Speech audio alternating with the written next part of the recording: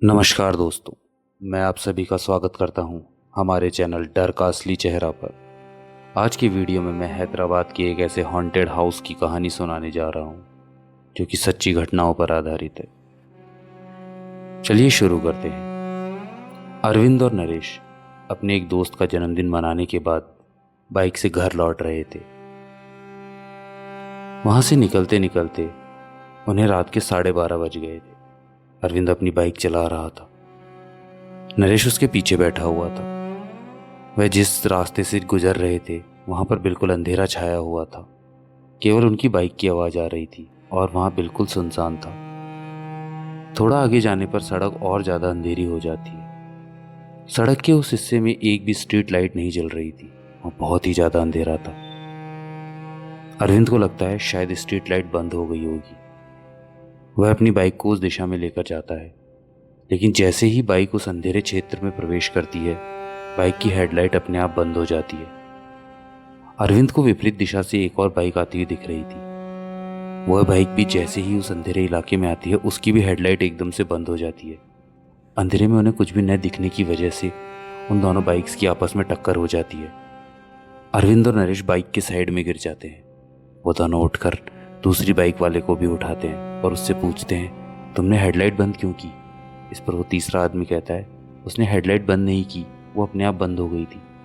अरविंद भी कहता है कि उसकी बाइक की लाइट भी अपने आप ही बंद हुई थी। उस एरिया में उस समय बिल्कुल अंधेरा था और एकदम से वहां पर स्ट्रीट लाइट जल जाती है। इसे तीनों को थोड़ा झटका लगता है। वो एक घर के सामने खड़े थे। अंधेरे में वो इस घर को नहीं देख पा रहे थे, लेकिन जैसे ही लाइट चालू होती है तो नरेश आश्चर्य से घर को देखता है और पूछता है, यार क्या ये वही घर है?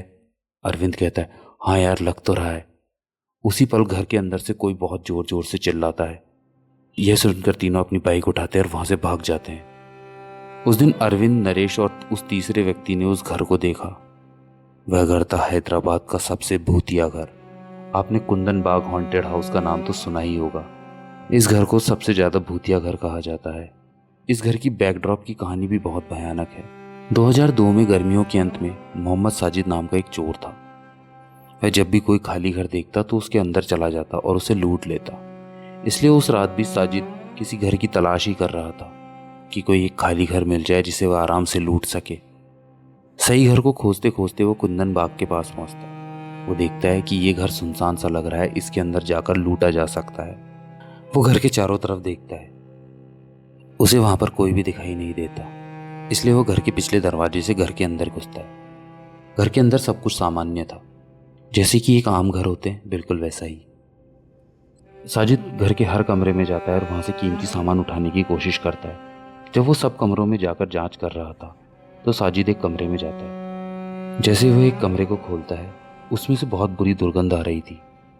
वह लाइट जलाता है और देखता है एक बिस्तर पर 3 लोग लेटे हुए हैं और वो तीनों मरे हुए थे।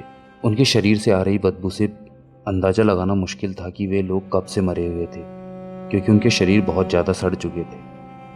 आप खुद को एक ऐसी स्थिति में कल्पना करें, एक बड़ा खाली घर, घर में कोई नहीं, वहाँ बिल्कुल शांति हो और आप एक ऐसे कमरे में प्रवेश करते हैं। जैसे ही आप दरवाज़ा खोलते हैं तो 3 महिलाएं बिस्तर पर मृत पड़ी हो। आप क्या करेंगे? साजिद बहुत ज़्यादा डर जाता है। वह वहाँ से भाग जाता है और थोड़ी दूर जाकर पुलिस वालों को बुलाता है। वह पुलिस वालों को बताता है। वह इतना डर जाता है कि वह पुलिस वालों को सब कुछ सच सच बताता है कि वह उस घर को लूटने आया था, लेकिन वहां पर 3 महिलाओं की लाश पड़ी थी। उनके शरीर कुछ दिनों से ऐसे ही पड़े हैं, वह बहुत सड़ चुके थे। आप आकर जांच करो। अगले दिन 7 सितंबर 2002 को पुलिस की एक टीम साजिद के बताए अनुसार घर पर जाती है। बिस्तर पर 3 लाशें थी। उन लाशों के बगल में एक काला तरल पदार्थ था।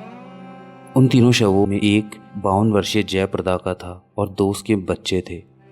एक का नाम निहारिका था और दूसरे का नाम नित्या था। इन तीनों की मौत का कारण उसी बिस्तर के बगल में उस बोतल में पाया जाता है। यहाँ अजीब बात यह थी कि 3 महीने से ज्यादा के समय से एक घर में 3 लोगों की मौत हो गई थी और आस पड़ोस के लोगों को बिल्कुल नहीं पता था।